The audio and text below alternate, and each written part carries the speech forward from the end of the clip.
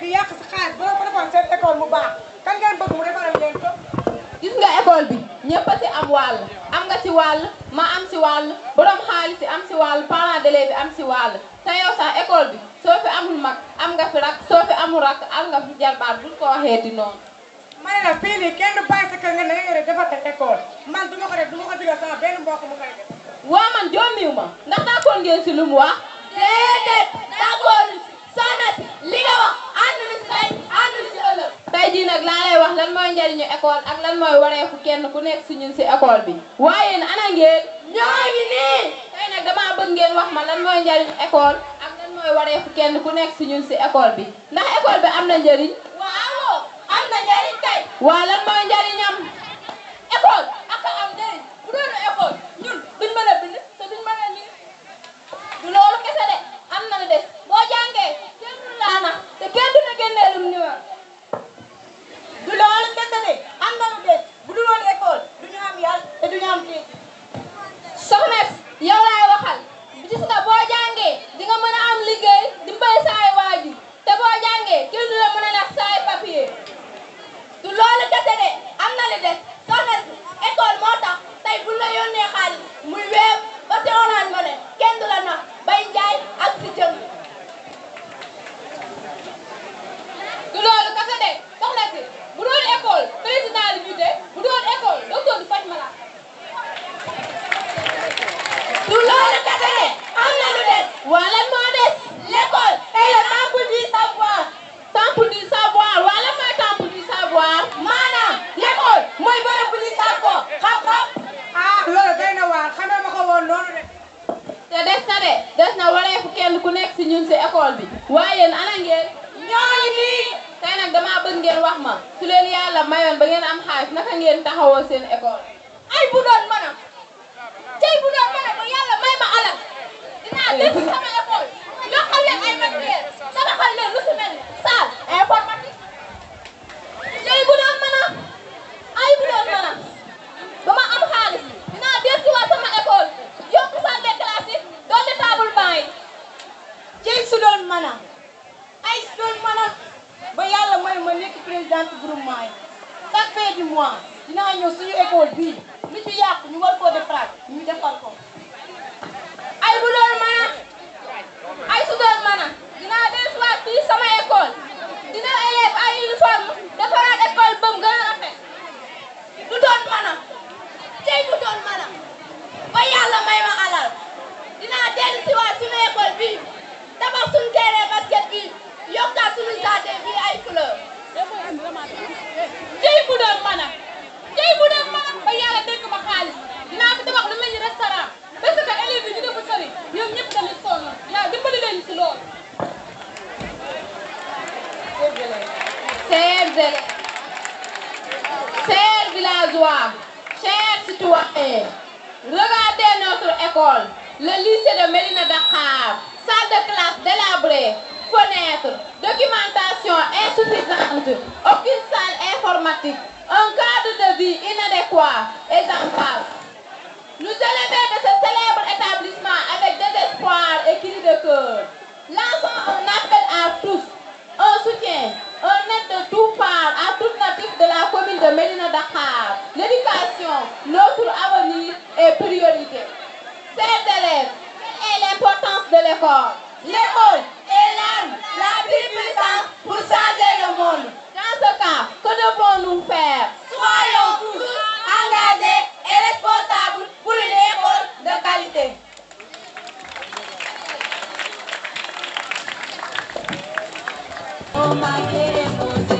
Mam Diop Mbaye de la seconde LB et Dial Faye de la seconde LB, s'il vous plaît. Sous vos applaudissements, nous t'accueillons on les applaudit très fort. Monsieur Sawaré, pour remettre le prix, s'il vous plaît. Monsieur Sawaré, s'il vous plaît. Ndeye Kodou Fall.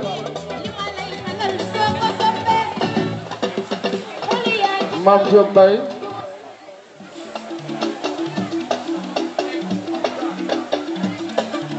Dial Faye.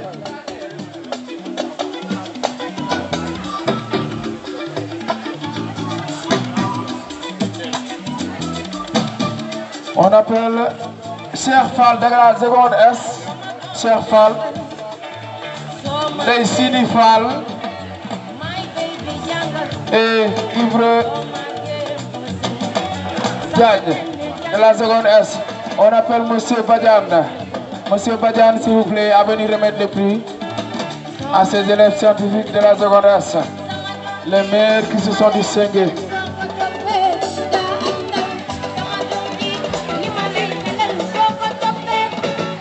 Dessini.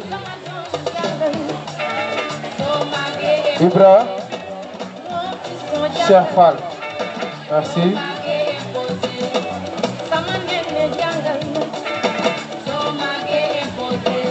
Un seul élève s'est distingué dans la classe de la première LP.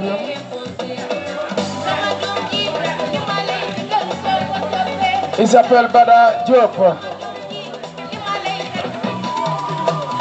Bada Diop. Bada Diop.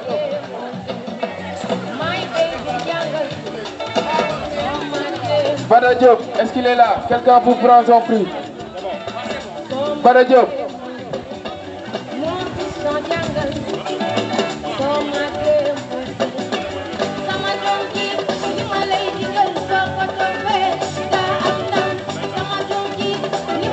Daytal de la première L2.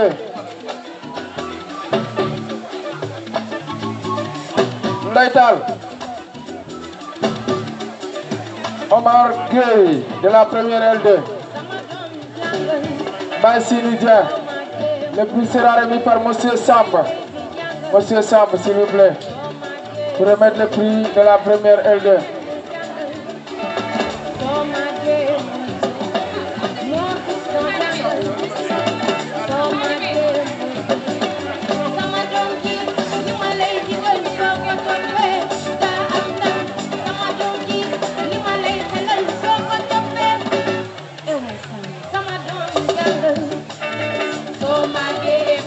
Daytal.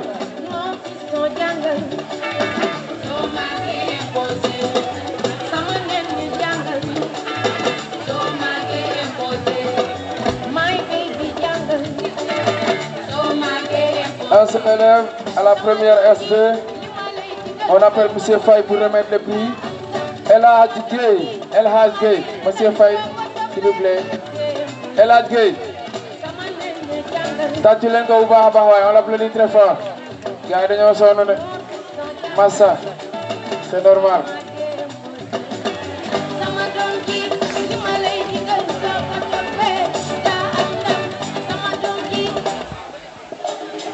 On appelle Serigne Mbacké Mbaye de la terminale L2. Moussa Dia de la terminale L2. Et Rokhaya Gueye de la terminale L2, s'il vous plaît, rapidement. On appelle la présidente du gouvernement scolaire à venir remettre les prix. Tàccul ko bu baax a baax. Bravo.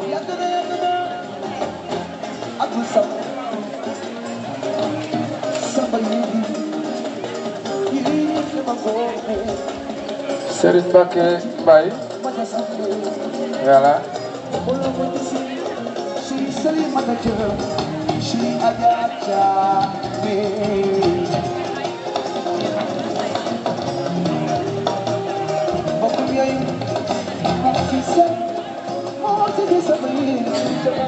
Voilà. Maintenant, on va passer au diplôme de reconnaissance à l'endroit de certaines personnes, je dirais, du corps professoral. Je m'en vais appeler Monsieur le Proviseur à venir remettre les diplômes de reconnaissance à Madame Ndeye Salamata Diop. Madame Ndeye Salamata Diop. Voilà. Monsieur Diop. Voilà, Madame Ndeye Salamata Diop. Madame Ndeye Worendir. Madame Ndeye Worendir. Voilà. Diplôme de reconnaissance. Merci beaucoup pour les services rendus. Vos services exceptionnels. À Madame Nafissatou Kane. Madame Nafissatou Kane. Voilà, diplôme de reconnaissance.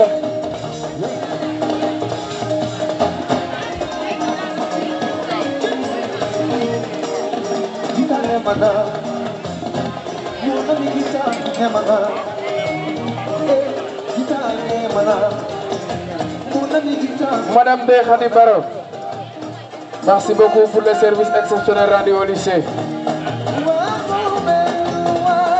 À Madame Mamfatou Tchouna. Mamfatou Tchouna.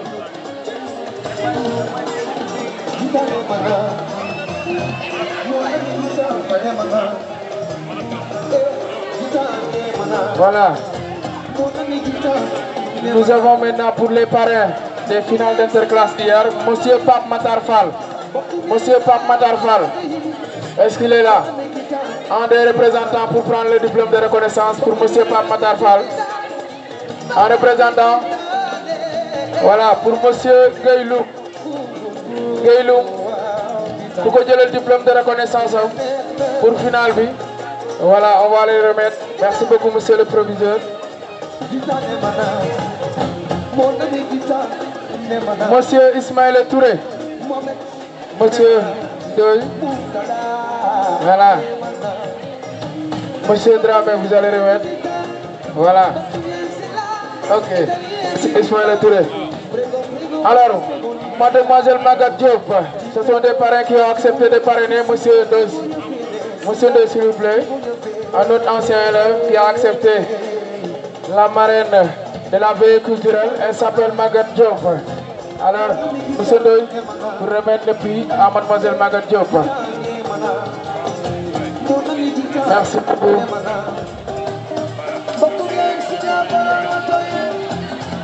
Voilà, merci beaucoup.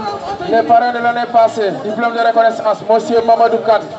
Est-ce qu'il y a un représentant ici de Monsieur Mamadou Kane pour lui remettre le diplôme de reconnaissance? Dina. Voilà. Le diplôme sera remis par mon doyen Badi. Monsieur Mamadou Kane. Oui, diplôme de reconnaissance pour Monsieur Moustapha Bassirou Gueye. Moustapha Bassirou Gueye. Moustapha Bassirou Gueye.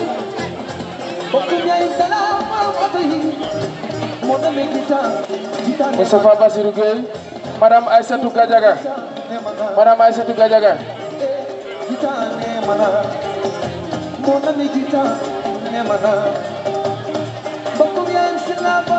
Voilà. À Monsieur Gueylou, Monsieur Diouf, pour remettre le diplôme de reconnaissance.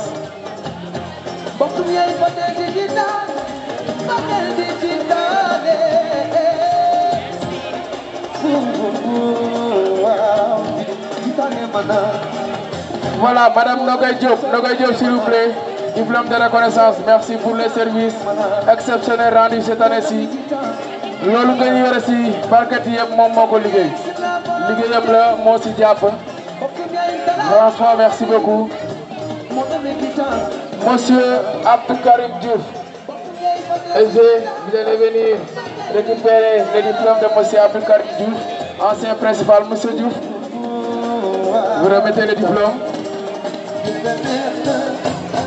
Monsieur Babacar Diouf, est-ce qu'il y a un représentant de Monsieur Babacar Diouf? Je m'excuse, Monsieur Babacar Diouf, professeur d'EPS. Voilà, le prix sera remis par censeur. Voilà. Merci pour les services rendus. Monsieur Alain Bernard Thiaw. Monsieur Alain Bernard Thiaw, tàccu leen professeur Iwaye. Tàccu leen professeur Iwaye. Monsieur Alain Bernard. Monsieur Tina Ndiaye. Monsieur Tina Ndiaye, merci pour les services exceptionnels rendus au lycée de Médina.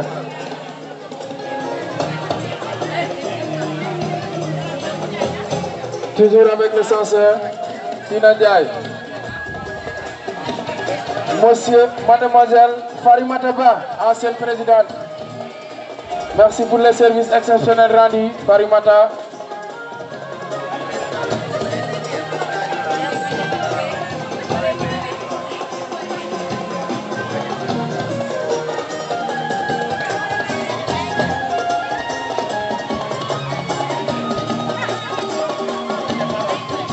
Monsieur Maron, merci beaucoup.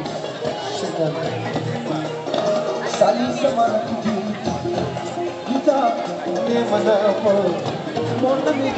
Monsieur Souleymane Dramé, merci pour le service exceptionnel rendu. Tati Moubahaba, merci beaucoup.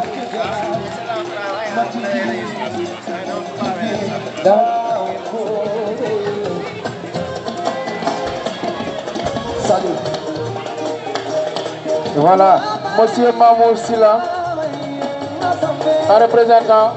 Voilà, Monsieur Lamindoy et Madame Diaye aussi, les deux. Voilà, pour le service rendu. Voilà, on va passer à la décoration des finalistes d'hier d'interclasse. Merci beaucoup.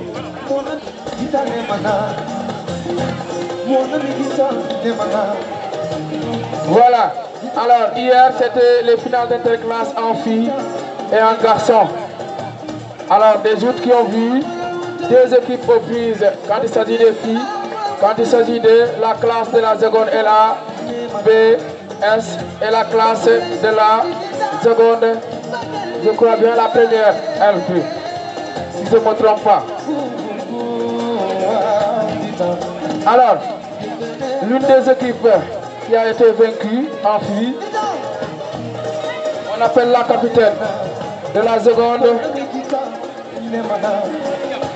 pas la seconde, mais la première, de la première LDS, L'. Ana capitaine bi. Capitaine de la première LDS, L', mu ñëw jël. La capitaine c'est qui?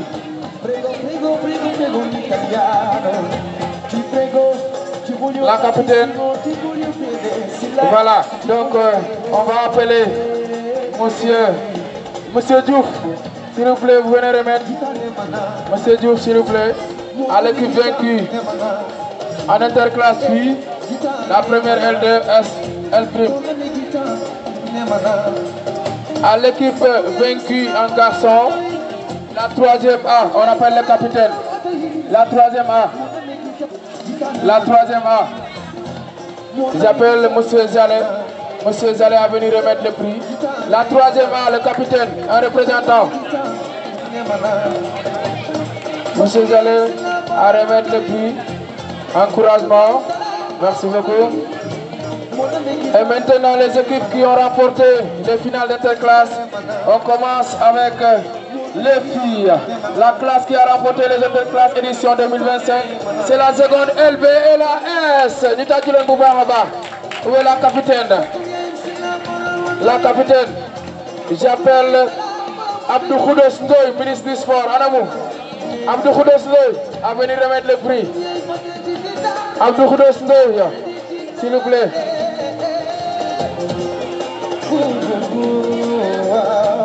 Alors, la seconde LB et la S, ñoom ñoo yëkkati coupe bi nga xamante ne moom moo waroon seen diggante ak waa première ci jongante football démb. Voilà. On appelle l'équipe vainqueur en garçon qui a remporté la finale d'interclasse édition 2025 en football. La seconde LB et la S en garçon. On les applaudit. Pour cela, j'appelle le capitaine. Le capitaine. Ou bien un représentant. Hein? Voilà le capitaine censé pour remettre le prix. Voilà. Donc c'est la seconde LB et la S qui a remporté la finale en sport. Diaga Diop, le capitaine de la seconde.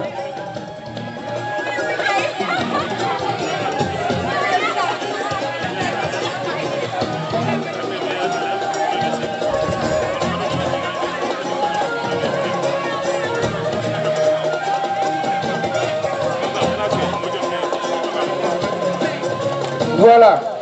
Maintenant, on va passer à la distinction des tout, je dirais des tout meilleurs élèves.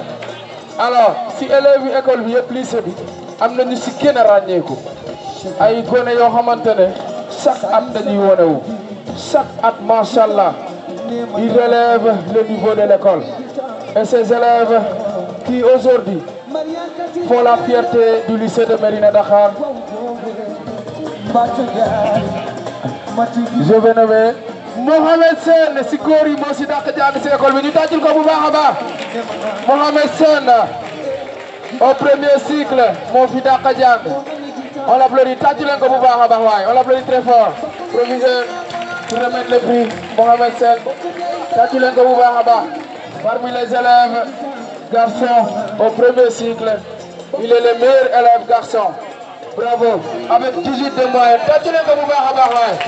Tatulen ko bu baax a baax.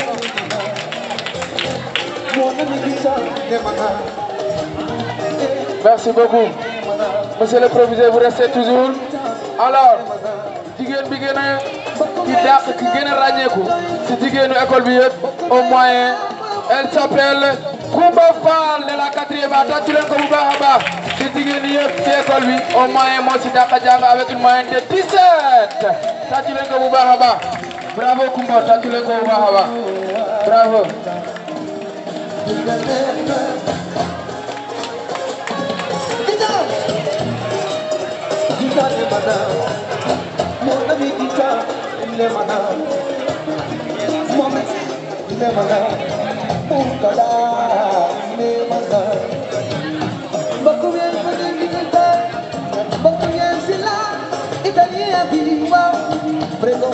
D'accord. Alors, au meilleur élève garçon, merci proviseur. Au meilleur élève garçon, au second cycle, nous avons moyen de 6e, 3e, non la amé en seconde jusqu'à la terminale. On a l'élève qui vient à ragner Koussigori, El Hasgay de la première SD. Nous avons dit que pas de pouvoir. El Hasgay. El Hasgay, 14 de moyenne. Et il a fait la fierté l'année dernière au concours Galaïa, je crois bien. Concours bi nga xamantene dañ ko jongante fi jusqu'à Pekes. Ragné ko na ci, bravo. Merci Elage. Félicitations.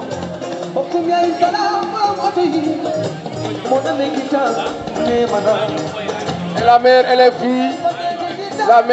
fille, il s'agit de Ndeital en première L2. Ndeital Anamou. Au secondaire, c'est la meilleure élève fille au secondaire.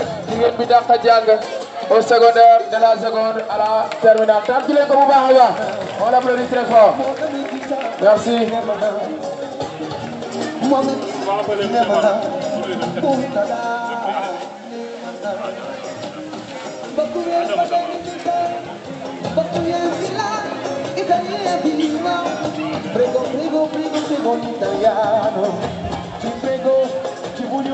Merci beaucoup, on les applaudit très fort. Alors nous allons appeler et clôturer en beauté. Je rappelle le programme. Ni vous direz, vous avez reçu les banquets. À la fin maintenant de cette cérémonie, il y a un match de gala tout à l'heure qui sera joué par les professeurs, les corps enseignants dans la commune de Mérina Dakhar. Vous devez 19h, amener la veille culturelle. Veille culturelle, il y aura la prestation des artistes, des rappeurs, des troupes théâtrales, des majorettes du lycée de Mérina. Et il y aura aussi, comme je l'ai dit, la prestation des membres du club. Il y aura aussi l'élection de Miss, Inch'Allah. La fête n'est pas encore finie. Alors, je vais demander à la troupe théâtrale de Kouré Matar s'ils sont prêts pour clôturer. Ensuite, maintenant les majorettes.